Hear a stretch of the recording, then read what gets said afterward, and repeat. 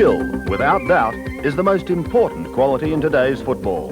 Whether in attack or defence, a player's skill in gaining possession of the ball, maintaining it, or in disposing of it in the most effective manner is critical for their success. With the help of leading footballers, we look at all of these skills, showing in detail the correct technique associated with each skill and a range of activities which can help develop skill levels. We begin with the possession skills. There is little doubt that Gary Ablett is the most spectacular exponent of overhead marking since Malcolm Blight thrilled football crowds in the 70s. Gary's huge spring enables him to ride his opponent, or a pack of players, and take the ball on the first grab while still airborne. For overhead marking, you need to develop spring in your leap, perfect timing, concentration, and always keep your eyes on the ball. You must be able to mark from both front and back of packs and hold the ball first grab. Therefore, having strong fingers to control the ball is essential. When approaching the ball, the eyes should stay on the ball at all times. One leg is used to meet the ball, the other to gain extra lift. The spring and arm movement should coincide in order to take the ball at the highest possible point. The arms are raised in a similar fashion to those of a high jumper as he jumps the bar. The fingers well spread and the thumbs firmly placed behind the ball. Remember that in a game situation, most high marks are taken in front, so another aspect of this skill is to use the body to hold ground while the ball is in the air. This stationary drill can be used to develop the correct approach, leap, arms and grab techniques.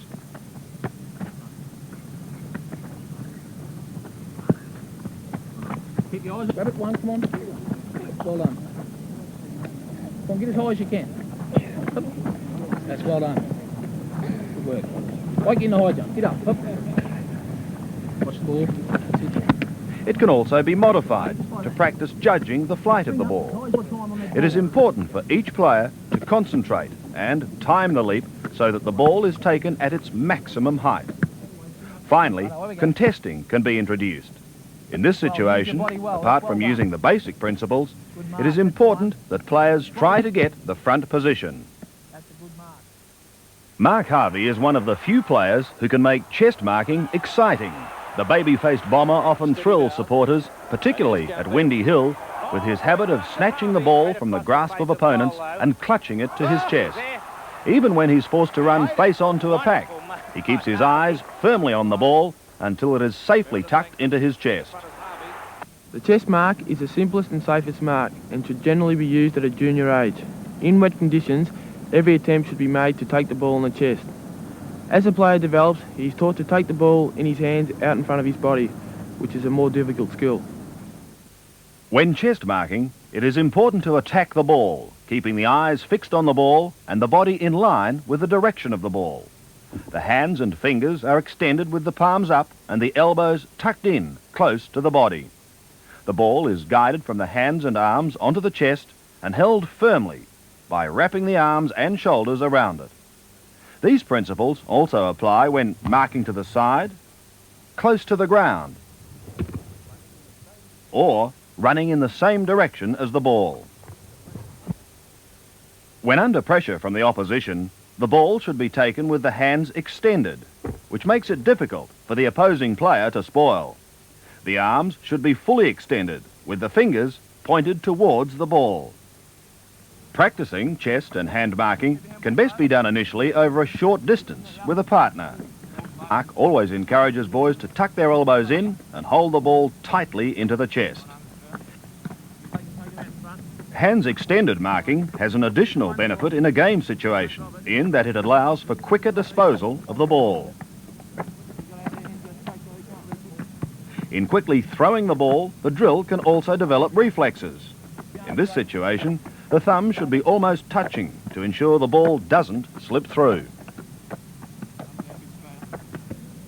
Competing can also be introduced. It is important that each player works for the front position and runs to meet the ball at top pace. If under close pressure from an opponent, the ball should be taken with the hands extended to prevent spoiling. Stephen Wright's courage and great stamina, combined with his natural ability, earned him the honour of his club's Best and Fairest award in 1985. One of the traditional features of the play of a top rover, such as Stephen, is their ability to attack and collect the loose ball. Steve's many talents include his ability to swoop on the ball, gather it cleanly, and then deliver it to a teammate by hand or foot. Because of the unusual shape of the football, it is difficult to predict the direction that the ball will take after it bounces. However, the ball will generally bounce quite high on a dry day, skid through low and fast on a wet surface, and stop quickly on a muddy ground. Therefore, it is important to practice all circumstances and conditions to become an expert at controlling the ball. When the ball is stationary, the one-handed scoop can be used. The ball should be approached from the side and picked up with the fingers spread wide apart, bringing the hand under the ball. The knees should be bent, head over the ball and eyes fixed firmly on it. When the ball is moving, it should be taken with two hands. The body should be in a semi-crouched position, directly behind the ball. The hands and arms are extended in front of the body. The fingers pointed down in order to scoop up the ball cleanly with the hands underneath it. With an awkward bounce, you must be able to quickly change direction, making sure your arms and legs are behind the ball. A half-volley pickup is taken like a wicket-keeper gathering a low ball. The fingers are pointed down with the palms facing the ball. The ball should be approached at top speed in order to move quickly after gathering.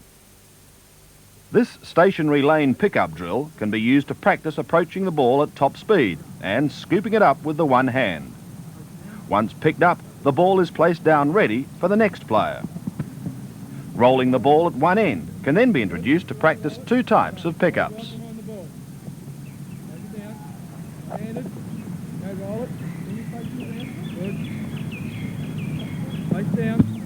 Another excellent drill which Stephen recommends is the triangle pickup, involving three ways of gathering the ball.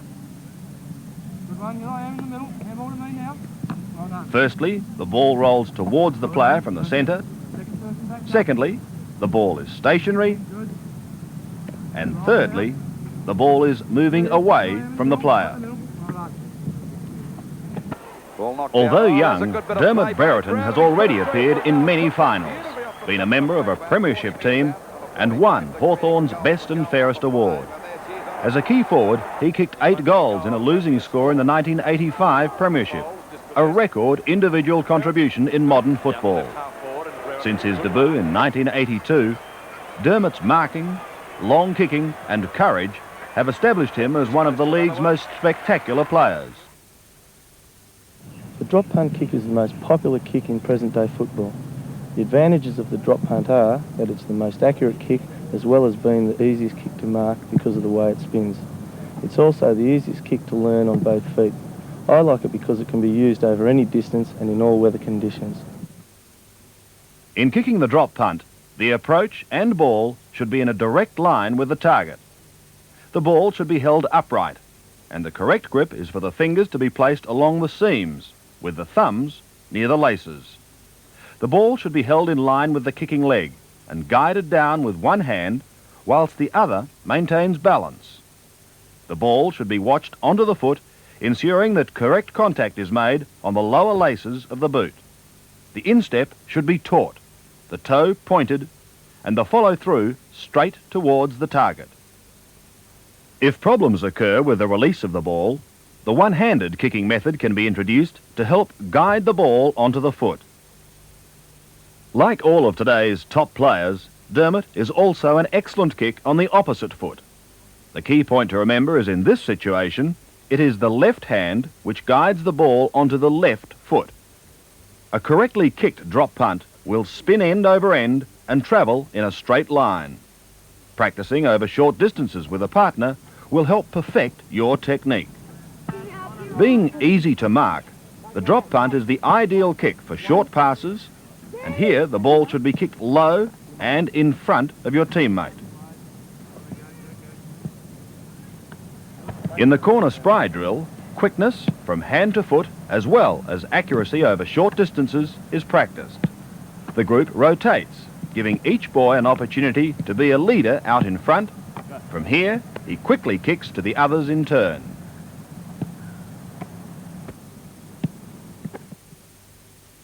Fitzroy's Gary Pert has been one of the league's most exciting players since his debut as a schoolboy in 1982. He has the versatility to play either in defence or attack. He is a magnificent mark and uses the ball most efficiently, particularly with the torpedo punt. Although young, Gary has represented Victoria on many occasions and was also a member of the Australian team that toured Ireland in 1984.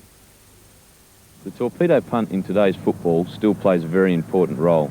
Drop punt kicks are commonly used, but to be able to perfect the torpedo can be a great benefit, especially in two main areas. Firstly, when out of drop punt range when kicking for goal, and secondly, in defence, the torpedo gains extra distance to put your team out of immediate danger. As with all kicks, it is important to line up with your target and get the grip right. The ball should be held slightly across the kicking leg, with the right hand behind the left if kicking on the right foot. The thumbs close to the laces, with the fingers well spread. The approach should be in a straight line with the target, and the ball guided down, pointing slightly towards the ground. Contact should be made on the lower part of the ball, giving it a spiral motion through the air. The foot should make contact at approximately knee height, and following through is essential to gain extra distance. To begin, practice kicking over a short distance. The torpedo is not a simple skill, so perseverance is needed to kick consistently and accurately. While individual players may have different kicking styles, the essential point is that practice does make perfect. As Gary emphasises, it is important to guide the ball correctly onto the foot. The distance between groups can also be increased. As this happens, remember, it is not necessary to try to kick the ball too hard.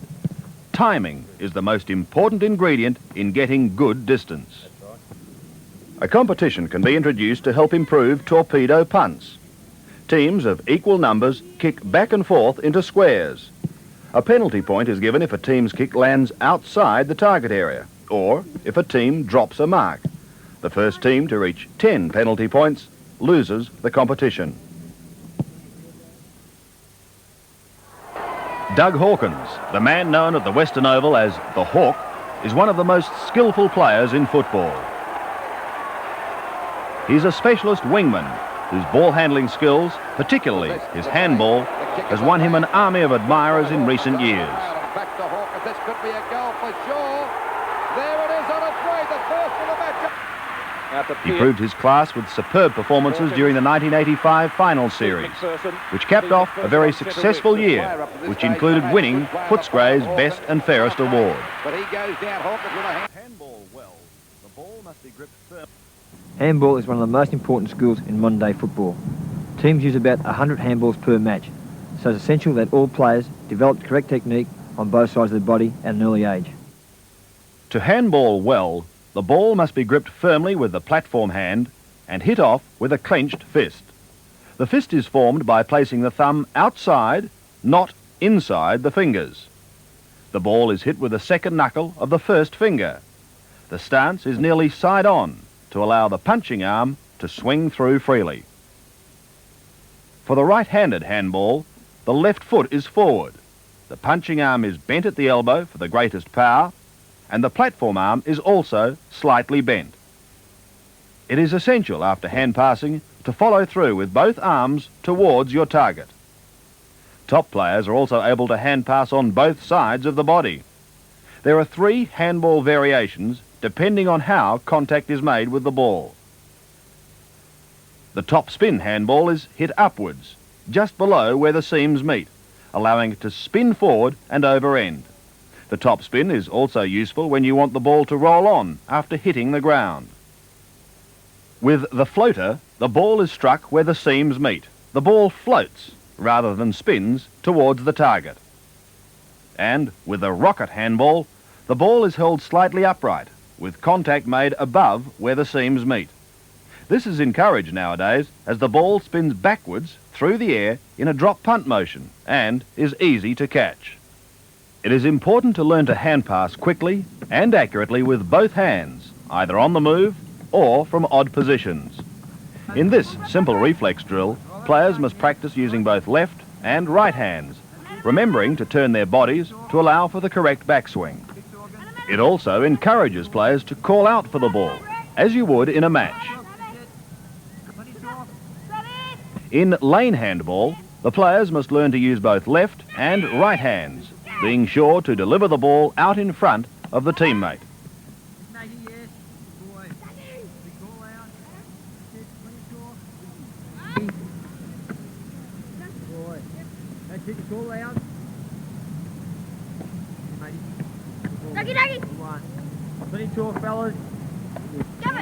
Handball bob is an excellent skill where teams of equal numbers race each other. It encourages safe ball handling and quick, accurate handball. When all players have alternated as leader, the race is over and a winner declared.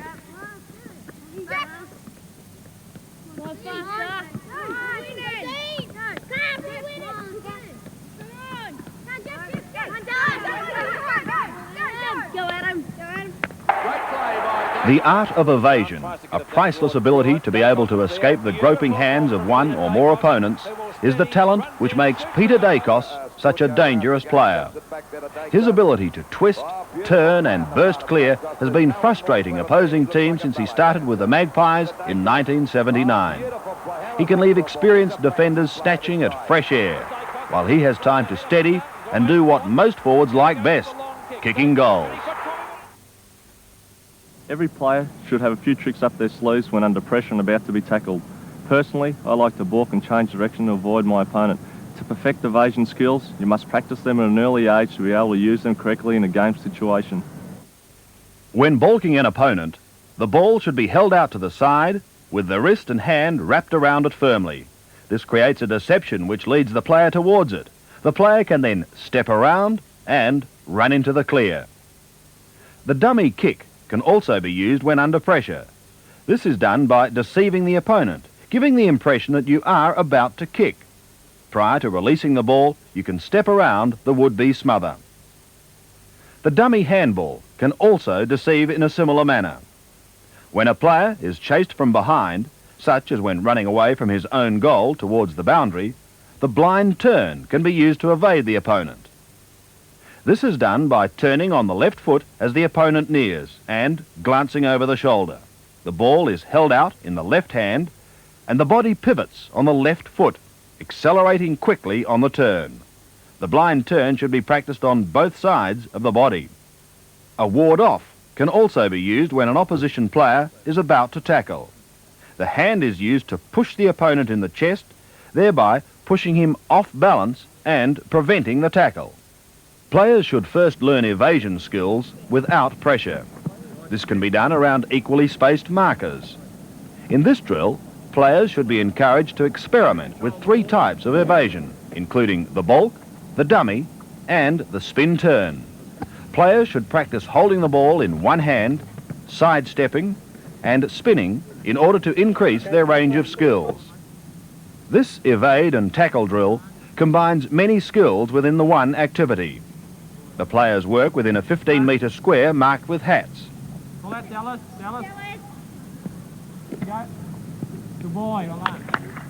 At point 1, the ball is rolled end over end to the second player, who picks up and handballs to the third. This player endeavours to evade the fourth, who moves into tackle. The players picking up the ball should move in quickly and the handball receiver call out strongly. Practice can quickly help players develop good evasion skills. If there's a Mr. Perfect in football, most people would nominate Robbie Flower. Not only is he one of the most skillful and exciting players in the VFL, he's a great team man and scrupulously fair. One of the hardest skills in the game, which puts such a heavy emphasis on speed, is the ability to bounce the ball at top pace. Robbie is a perfect example of just how to control the ball on the run, ensuring that it returns safely to the hand without the need to change stride. In today's style of football, it is very important that your team maintains possession of the ball. On occasions, a player can run into an open space by bouncing the ball. Correct technique is very important. It can enable a loose man to be created or get you within kicking distance of goal. Initially, practice should begin at a slow speed. The guiding hand is held slightly over the ball and pushes it down so that it strikes the ground at a 45-degree angle. The ball should be bounced far enough in front so that it will bounce into the player's hands as he runs forward. The ball should be pushed down firmly to enable it to return to the player. Remember, in a match, the ball must be bounced every 15 metres, but this varies in junior competitions. Good players in practice should try to bounce the ball at top pace, as they would in a game. When the conditions are wet, the ball should be touched to the ground rather than bounced. The back and knees should be bent and two hands used to control the ball. Bouncing is a great skill which can be effectively used for creating a loose man or running and drawing the opposition player forward. To master this skill, you can commence with little stationary bounces, ensuring that the ball hits the ground at the correct angle. The right angle of the ball so it comes back to your body. This basic drill can be extended to practicing from a standing position. You don't want it bouncing so it pushes the other. Players are then ready to progress to lane bouncing on the run.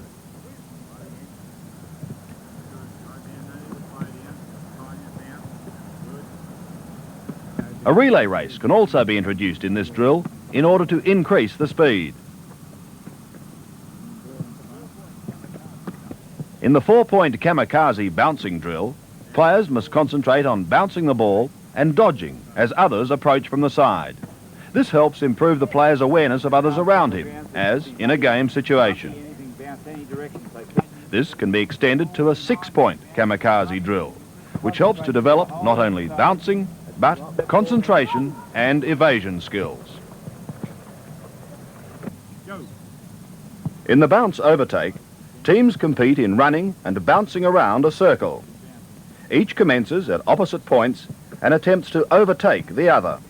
The ball is passed on when a player completes a lap. The coach calls a winner when one side is overtaken. The game can then be restarted. If there's any quality which endears a player to a coach these days, it's the willingness to work hard from the first bounce to the final siren. There are a few better examples of this than Carlton's Peter Dean. When Peter isn't winning kicks and driving the Blues into attack, he's shepherding teammates, tackling or attempting to spoil.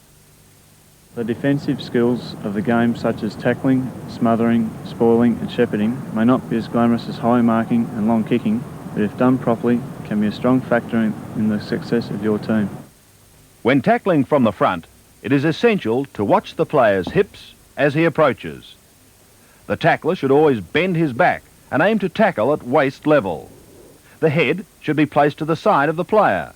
The opposition player's arms should be pinned to the body to ensure that he cannot dispose.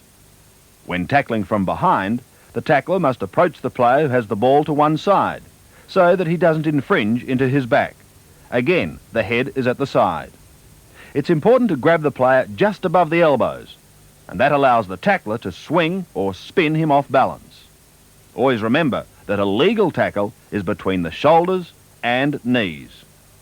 Another essential skill is smothering the ball off the boot. In this, the hand should be brought from hip level, close together with the arms and fingers extended at a 45-degree angle to the kicking boot. It is vital that the smotherer be as close as possible to the boot to make the smother more effective. When spoiling an overhead mark from behind, the leap should be timed correctly so that you do not jump into your opponent's back. The ball is punched by spearing the clenched fist through the ball. When spoiling a chest mark from behind, again, the leap should be timed in order to not push into the opponent's back. The arm should be extended in order to punch the ball before it reaches the opponent's arms. A shepherd is used very importantly to assist your teammate maintain or gain possession of the ball. It is best achieved by using the arms to form a barrier, with the fingers outstretched and the arms below shoulder level. This first drill is an excellent activity to improve 3 of these defensive skills. A player zigzags from opponent to opponent, carrying out tackling, smothering and shepherding skills in turn.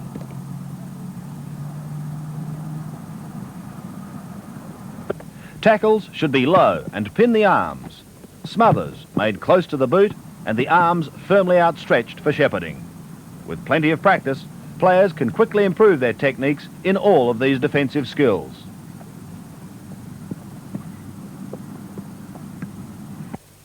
Initially in training, smothering handballs can be practiced. In a game situation, remember, a perfect smother will gain you possession. As confidence grows, this drill can progress to smothering kicks. In this spoiling and contesting drill, the boy who gains front position attempts to mark, while the boy at the back attempts to spoil. The spoiler should concentrate on watching the ball and not infringing in the back.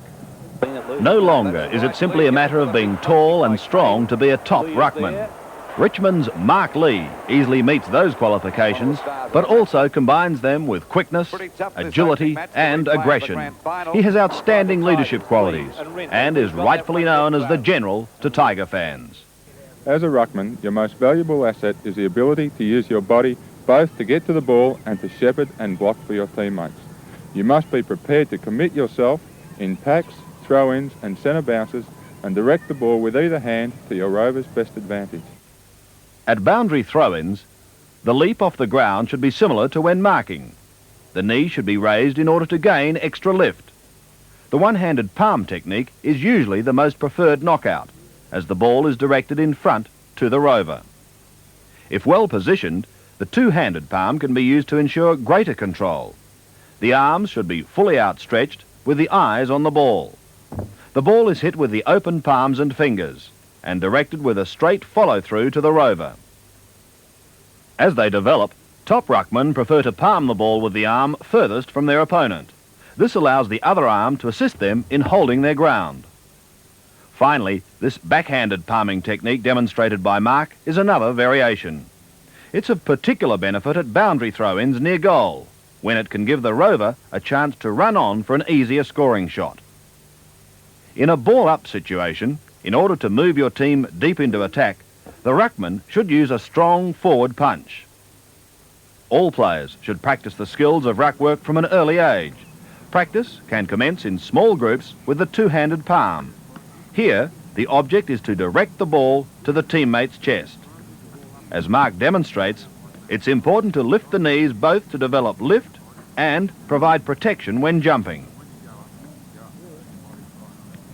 The more difficult one-handed palm can then be introduced.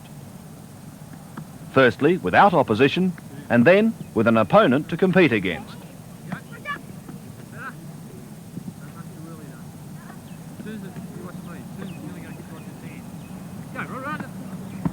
A stationary target can also be set up on the ground to help improve the direction of hit-outs.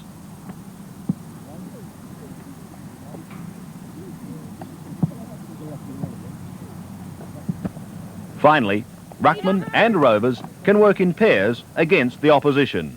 This helps improve understanding and communication through calling and running for the ball. North Melbourne's Matthew Larkin has convinced all good judges that he is headed for a fine career. He has the Rovers' natural flair for reading the play, knowing precisely where to run to and when. Matthew won his club's Best and Fairest award in his first full season in 1985. As a Rover, you must be a team runner in every sense of the word. It is important to read the play and be able to anticipate where the ball is going, especially off packs. A Rover must also develop short ball handling skills, as he will often need to gather the ball at top pace.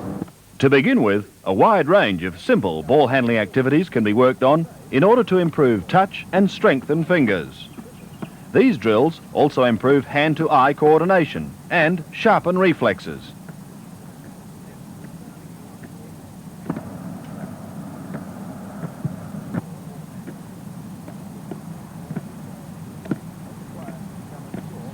Even a simple skill, such as a little kick or handball to yourself, can help a player become a sure ball handler.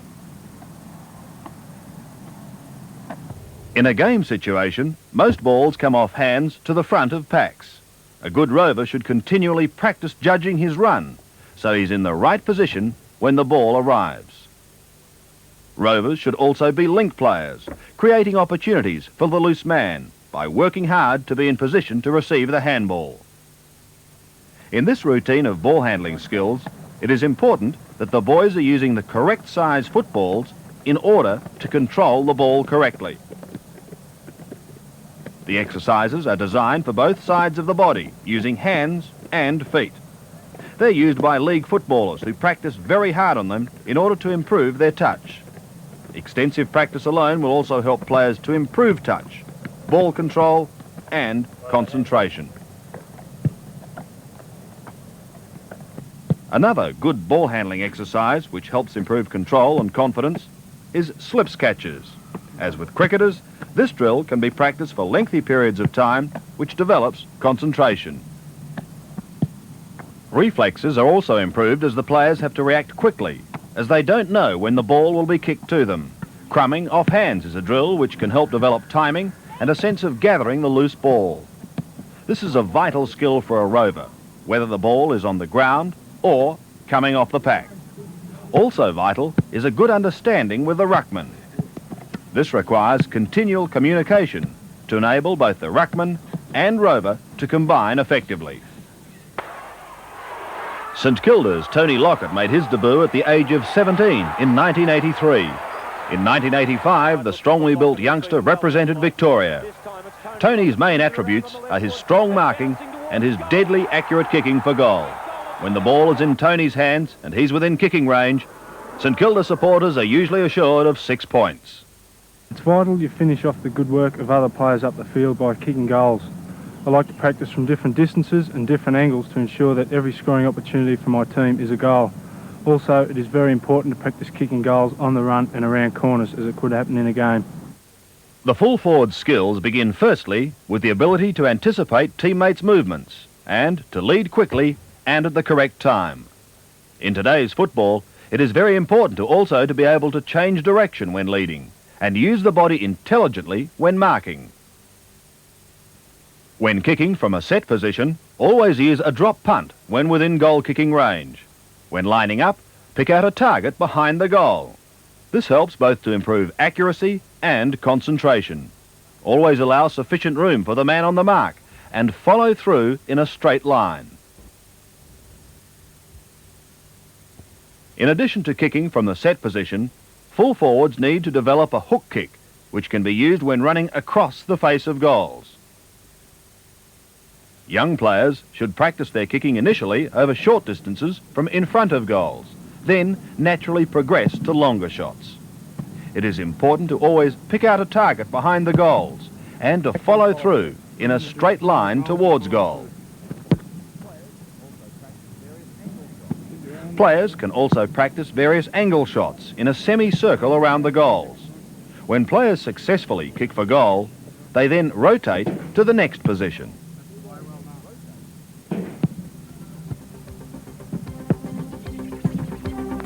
With continual practice, all players can improve their individual skills. One thing is certain: skills will always develop throughout a footballer's career.